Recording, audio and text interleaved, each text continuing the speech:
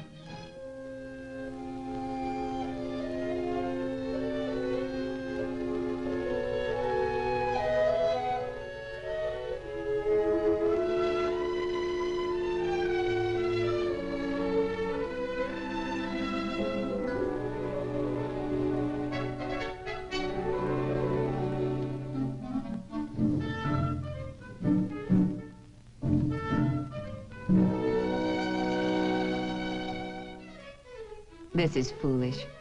I can't sit here forever, no matter how I feel. I've just got to finish my letter. I've got to write it and hope Mother will understand. But will she really understand? How well do I know my mother? How well do I actually know her? That seems such a strange question to be asking myself after all the years we've been so close to each other. That's the problem. All those years, all those warm, wonderful years. How do I write what I have to say without spoiling any part of it? How do I tell her that her own hopes can't be realized yet, only because they don't happen to coincide with mine? How? Am I being selfish? Am I thinking only of myself? Oh, I don't know. How does one judge? All I know is that somehow I must write what I feel, explain what my decision means to me, and hope she will understand. Perhaps it would be better if I asked for special leave so I could sit with her and explain. No, it would still involve my finding the right words. And how did that poem I learned in college go? Words are but such empty thanks for all the good you've wrought.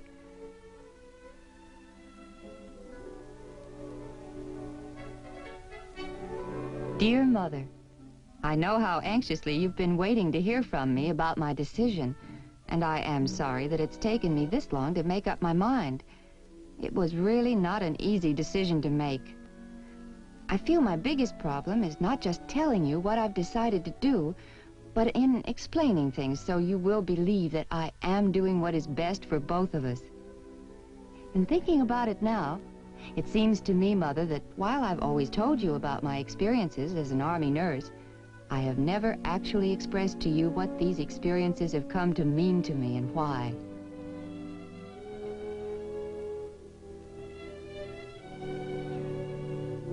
Perhaps the best way to start is to try to recall for you all that has happened and passed through my mind these last few days, beginning with the meeting I had with Colonel Lemark. You remember her. You met her when you visited me here last Thanksgiving. And next to you, Mother, she's one of the most considerate persons I've ever known.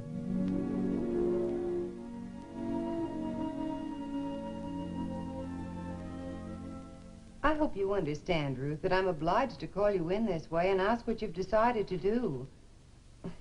I'm sure they think I'm pretty remiss in my duties as chief of the nursing service here at the hospital for not pressing you for a definite answer long before this. I know, Colonel Lemark. I'm sure they do. Ruth, we can't hold up your decision any longer. Regulations say you should have given me your answer weeks ago. I've run out of excuses. I know, and I'm sorry. Well, actually, it's not regulations I'm as concerned about as I am about you and your connection with the Corps. Ruth, you know how we feel about you. How much we think you've grown professionally and as an individual. Now, I, for one, have made no secret about how far I think someone with your interests and capabilities can go as an Army nurse. I'd hate to see us lose you. Must we? I don't know. I just haven't been able to believe that my answer depends upon me alone. And I haven't been able to do anything about it. Well, I'm sure that sounds foolish. And I'm just as sure that if there is anything troubling you, there's undoubtedly a sound reason for it. Well, I've always found there's nothing like a good, sympathetic listener whom you trust to help settle the questions on one's mind. Or am I prying? Oh, no, of course not. You can't imagine how many times I've thought about coming to you. It's just that I was afraid you'd think I was behaving like a foolish little girl who'd forgotten to grow up. I think you know me better than to worry about anything like that. You know what happened the last time I was home on leave? My mother had taken all the money that I'd been sending her to use for herself, saved it, and gone out and bought me the best car she could find as a surprise. Is that so bad? No, at least not until you know the other things. From the time my father died, when I was just 6 years old, my mother has worked and struggled to make certain I had everything I needed. No one knows how much she sacrificed for me. Mother never went anywhere or did anything without me. And yet she never, ever discouraged me from doing the things I wanted to do on my own. She must be a wonderful person. Oh, she is. Especially to me. When I talked as a child about wanting to become a nurse, she not only saw that I finished high school, she put aside enough money to ensure my enrollment at the University School of Nursing. And when I went out and got a job to help out, she was terribly upset because she was afraid it might interfere with my studies.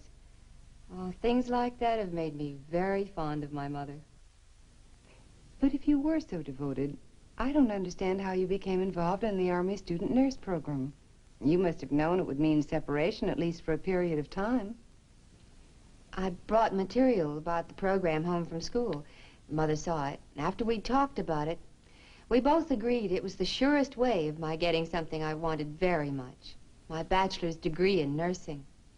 She encouraged me to enroll for 2 years, even though she knew it meant my being away after graduation for 3 years.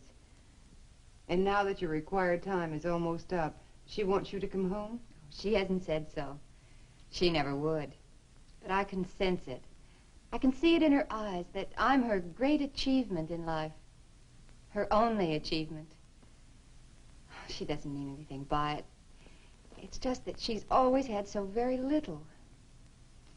I know that she would like for me to come home and work in a civilian hospital where she can point to me with pride as her great achievement in life. Something she and I have been able to do in spite of everything. But what do you want to do, Ruth? I don't know. The need for nurses in civilian hospitals is as great as in our own Corps. And I'm sure you'd find the same challenges and rewards, but that isn't what you really want, is it, Ruth? How can I disappoint someone I love, Colonel Lemark? How can I tell someone who's always been so generous to me that she can't have the one thing in life that might bring her greatest happiness? I wish I could answer that, but I can't. At least I do know now what kept you from making a decision. Ruth, no one can tell you what to do, or has the right to. It's just that, like so many of us at some time in our life, you're standing at an important crossroads. And the sad part about that is that no matter which path you choose, you're going to bring some happiness and some unhappiness to yourself and everyone else involved. The only thing to do at a time like this is to try and weigh everything in a kind of mental scale, and then try and select the best possible path. You understand, don't you, Ruth? Yes, Colonel. You must try and measure what you give up with what you gain, whichever direction you go, and which is more likely to bring you the greatest possible happiness. And I have the feeling that whichever makes you happiest would be what your mother herself would have chosen for you. I'm afraid I haven't been thinking very logically, Colonel. May I have a little more time? Well, I don't think they'll court-martial me if I give you another day or two. Thank you, Colonel. And Ruth, even though I said I had no right to take sides. I hope you don't mind my mentioning again how valuable I think you are to the Corps.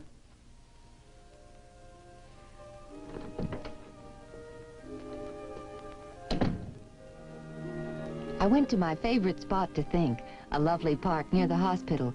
Paul and I always came here when we had something personal to talk or think about. I began by recalling all the experiences I could remember having since joining the Corps. My thoughts went back to my graduation from college, which was very exciting. But more thrilling was my flight to Sam Houston, Texas. I, who had never even been in a plane before, here I was traveling almost 1,000 miles from home. Brooke Army Medical Center and the Medical Field Service School, where all new medical service people are brought for their introduction into the Army and the Army family. From the moment you arrive, you begin to feel somehow that you've embarked on a new and terribly exciting adventure.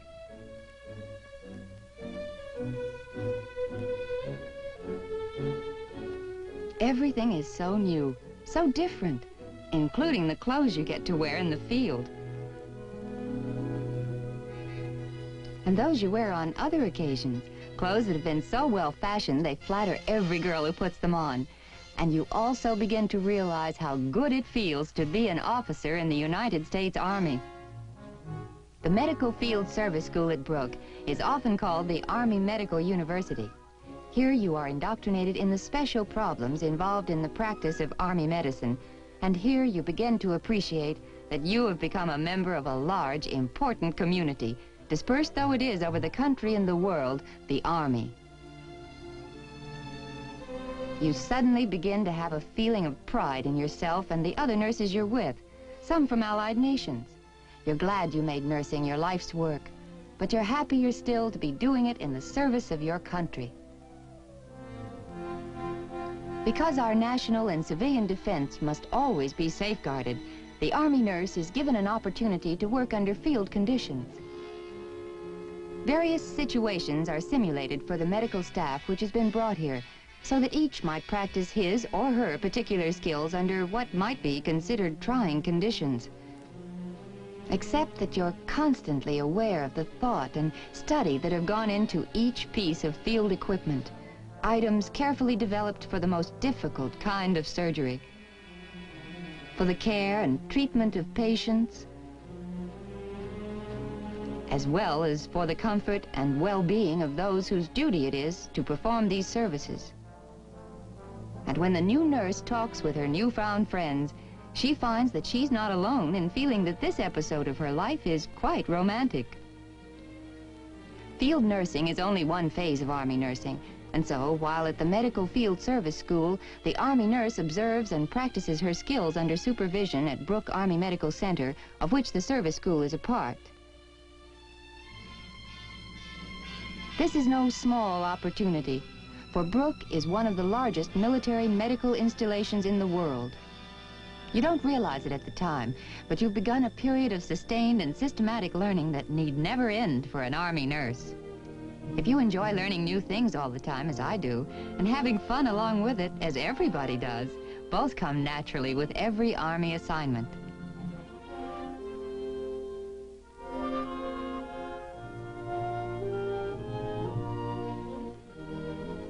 You enjoy doing new things.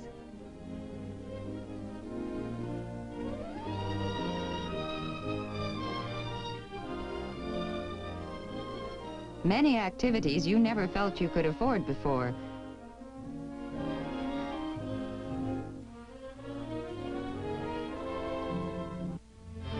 And there are always those dances at the Officers Club where you can relax in the pleasant company of such very nice people.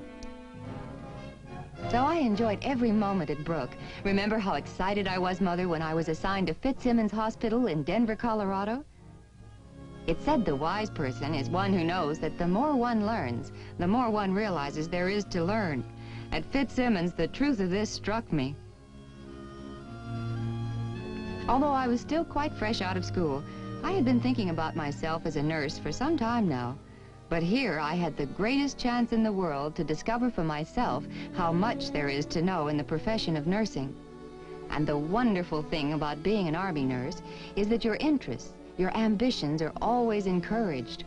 Every effort is made to place you in contact with all facets of nursing so you may grow professionally just as far and as fast as your abilities will take you.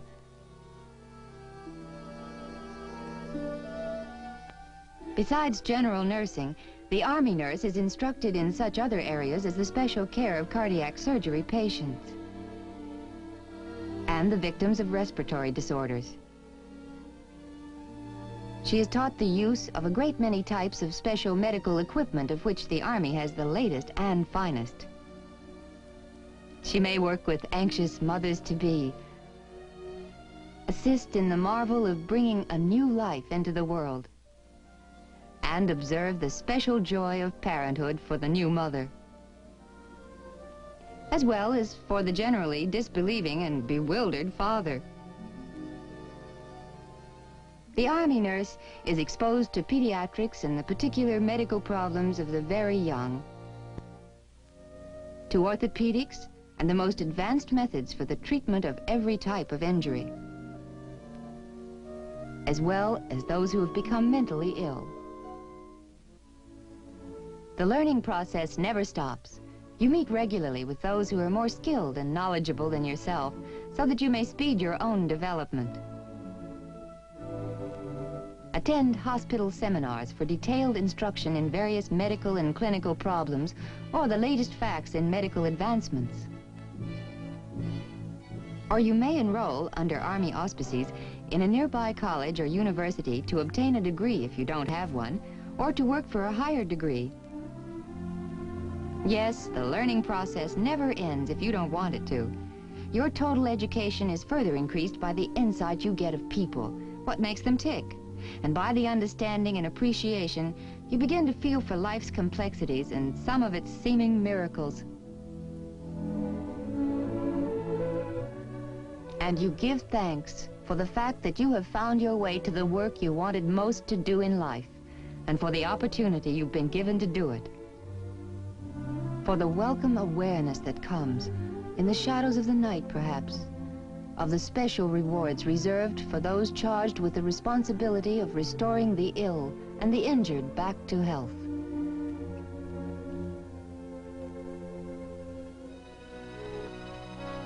But no one expects your growth as an individual to proceed in only one direction. You are continually encouraged to add to your general knowledge, your social, physical, and emotional growth, simply because the more you accrue to your personal assets, the more valuable you become to yourself and the service. And the beautiful Rocky Mountains, only a short distance away from Fitzsimmons Hospital, provide the loveliest setting for every interest. The adventurous hikers and lovers of nature.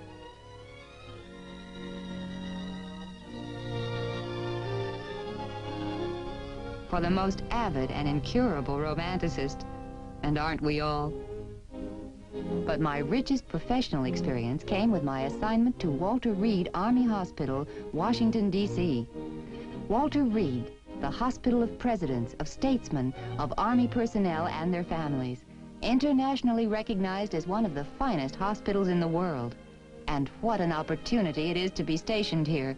For here, you find you have entered still another new and exciting aspect of your professional career. The hospital looks in most respects like hospitals you've been in before. But a most unusual and significant thing seems to happen to the nurse a short time after she arrives here. An entirely new vista opens up, and she sees herself not simply as another nurse, but as a vital part of a closely knit, dedicated team. Teamwork is the watchword of Army nursing everywhere. And while you know it exists wherever the Army provides medical services, its full meaning seems to have escaped you until now. Perhaps it's a symptom of your growing professional maturity, or it may be the fact that you are in contact with some of the best trained minds, skilled hands, medical, scientific, and technical specialists to be found anywhere. Whatever the reason, you as an Army nurse suddenly find yourself looking at your patients with an increased confidence, born from the sure knowledge that you are a part of a creative and excellent team. A team of surgeons and physicians in every branch of medical science, some internationally recognized leaders in their particular field. Scientists and researchers in chemistry, biochemistry, and many other disciplines, all seeking to pull back the veil from the unknown in order to save more lives and increase the effectiveness of our medical service. There are nurses who are teachers of other nurses. Technicians operating special equipment and performing special services without which no modern hospital could hope to operate effectively and efficiently today. Physical therapists utilizing the latest techniques to restore the functions of injured limbs and body tissues. Occupational therapists skillfully guiding patients back to full and useful lives. Dietitians who, with great ingenuity, daily meet the challenge of an untold variety of tastes and needs in hospital food. And the Army Public Health nurse who works with military personnel and their families in keeping well people well and in nursing the sick back to health. Among their responsibilities are providing prenatal care, assisting diabetics, and in following up on the full recovery of TB patients. When you go over in your mind, as I did, Mother, all that had taken place in such a short span of time, you realize many things. I realized that I had learned something new about nursing and medicine every day I had spent as an Army nurse, that I was part of an organization made up of stimulating people who were intent on saving lives and on finding new cures, people who constantly provided me with the widest horizons both of the mind and the spirit. And I suspected that Army nursing was no longer a means to an end for me, as it had been at the beginning, but a way of life. Is this a private seance or is anyone invited? Paul, I didn't hear you. I was just being my usual quiet and reserved self. How did you know I was here? I just said to myself, now, where would she be if she wasn't in her usual haunts? Right here. Still, meditating the big question? Mm-hmm. Any luck? I think so. Anyway, I've been doing a lot of thinking about things I haven't thought very much about before. Well, meaning me, I hope. Oh, look, Ruth, why don't you do what I've asked you to do, what, 50, 100 times? Why not just up and marry me and chuck the rest of the problem right in that pool there? I bet your mother would like that. No go, huh? Oh, I can't do that. Paul, I love you. I just don't think that marriage is necessarily the answer to any problem. Yep, I guess you're right. And much as I hate to, I have to agree with you. Well, as long as you keep your promise to marry me, I'll just have to go along. You know what's troubling you, Ruth? I do. Because you're a lot like me. You're ambitious. You started your nursing career with practically nothing. And now you're not only well on your way to a master's degree, but to becoming a full-fledged expert in psychiatric nursing. And you're afraid you lose both goals if you quit the service now. Say, you're not planning to go on for a medical degree and become a doctor, are you? No, silly. One doctor in this family is quite enough. Well, that's a comfort. I could see us both competing for the same practice. Well, anyway, where was I? Oh, yes, I was saying that you're very much like me. Ruth, we both suffer from an inner drive that just won't let us rest. A drive that can best be diagnosed as an insatiable hunger for new knowledge and new experience. Of course, not all people are like that, but we are. My mother and father both find it very difficult to understand why I prefer to practice medicine in the Army, well, for now at least, to any practice I might have in civilian life. Ruth, they just don't fathom the tremendous satisfaction you and I get out of meeting new people, making new and lasting friendships, seeing new places, meeting new challenges. Not only in this country, but in such places as Lebanon.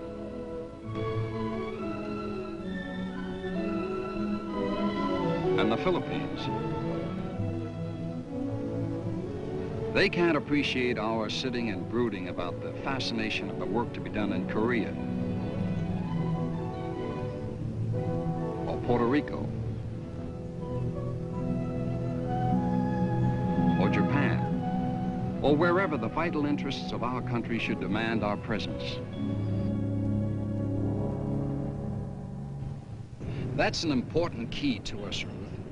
Strange as it may sound to some, you and I are the kind of people who strongly believe in doing something important and worthwhile for our country, wherever it takes us. Now, you believe in that as strongly as I do. I know. I've watched your face as some of us have talked about the deep satisfaction we got from our work and experience in distant places. And now you see yourself adding to your personal and broad educational experience in such places as Paris,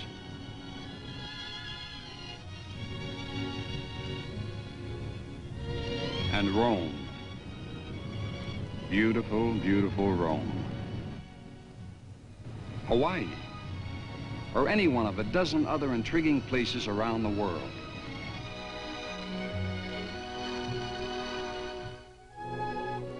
Paul, of course, was right. Both he and I were people who thought less of serving our own purposes than we did of serving others, wherever we were needed. Neither of us, we knew, could be happy any other way. And so, Mother, right at this moment, I just can't bring myself to do what I know you hope I will do. I can't leave this work I've come to know and love, at least not yet. That doesn't mean I love you any less, or miss you any less, or want to be near you any less. What it only means is that I find, at the moment, that being an Army nurse is being something very special.